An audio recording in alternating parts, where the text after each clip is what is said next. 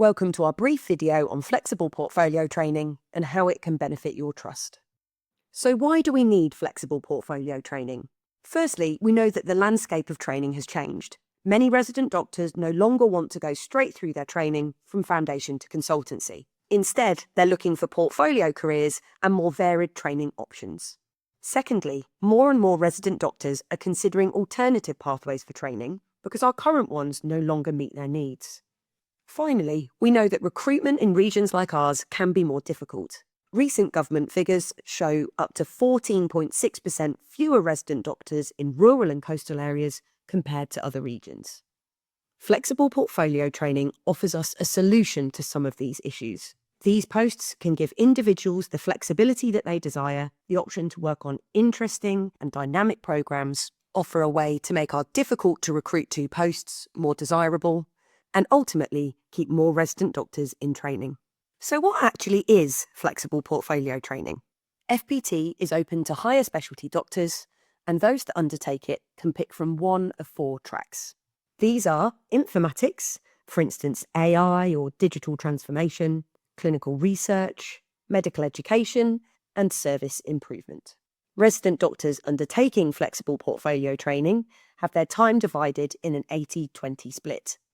For full-time doctors, this means spending 4 days of their week working on their normal clinical post and 1 day of their week working on their FPT project.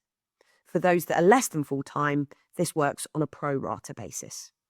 Despite working clinically 80% of their time, all FPT doctors fulfill 100% of their on-call commitment, meaning no cover needs to be found for any of these shifts. As long as these individuals pass their yearly ARCP, there's also no time added to their training. To fulfill an FPT post, the resident doctor must have the permission of the trust that they're working for. This is because, despite doing their full complement of on-calls, there's no backfill funding for the 20% of their time they spend doing FPT. However, as we'll discuss shortly, this time can bring huge benefits to the trust, and there are opportunities to look into funding from other bodies, such as universities. So how can you get a flexible portfolio trainee into your trust? Currently, it's generally done by individuals. This means a motivated applicant identifies a project and gains agreement of their TPD in their trust to undertake it. As a region, we'd also like to move towards trusts nominating specific FPT posts.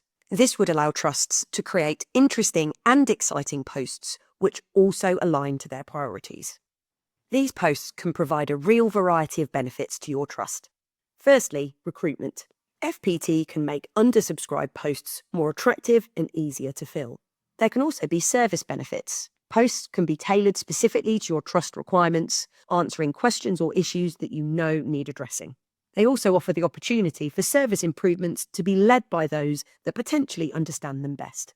FPT offers the opportunity to build relationships with innovative groups. We already have links with organisations such as the Health Innovations Network, and there's also lots of opportunity to do things locally relevant to your populations. Flexible portfolio training also offers you the opportunity to harness expertise in your trust. Increasing numbers of resident doctors have had other careers prior to starting training. They also have a lot of skills which are underutilised due to the transitory nature of being a resident doctor. FPT posts allow doctors to use these skills, benefiting both them and your trust. These posts are also highly flexible, as they can evolve yearly as your needs change. There's also flexibility in timings. Whilst most people doing FPT will work 4 days a week on their clinical job and 1 day a week on their post, FPT time can also be delivered in blocks to meet the needs of a specific project. Finally, we know many doctors that pursue FPT do so instead of going less than full-time. FPT often offers your hospital more in this scenario, as all on-call shifts are covered and the time the doctor spends away from the ward directly benefits the department or the trust. So how could you utilise flexible portfolio doctors in your trust?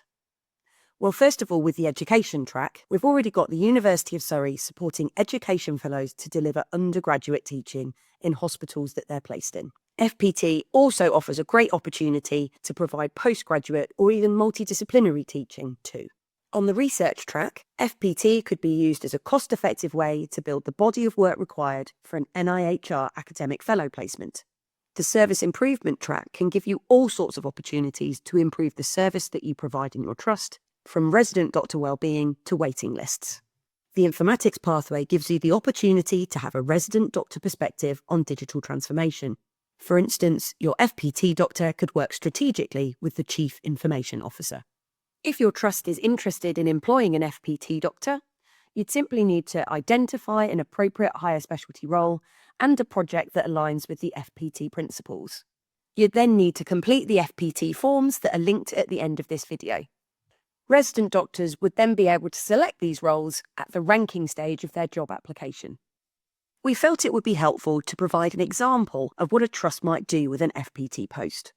In this scenario, a trust has identified poor GMC feedback on medical induction. Further local research has found that this is particularly poor for IMG doctors. The senior management team now feel that this is negatively affecting recruitment and retention, particularly for locally employed doctors. The Deputy DME is actively working on improving IMG induction, and they're very keen to supervise an FPT doctor. It's therefore agreed that the creation of an extended IMG induction is set aside for the FPT post, and a service improvement role is advertised in one of their hard-to-fill specialties.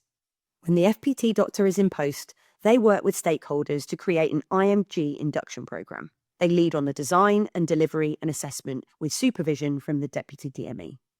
Because of its success, the FPT post is renewed for the following year.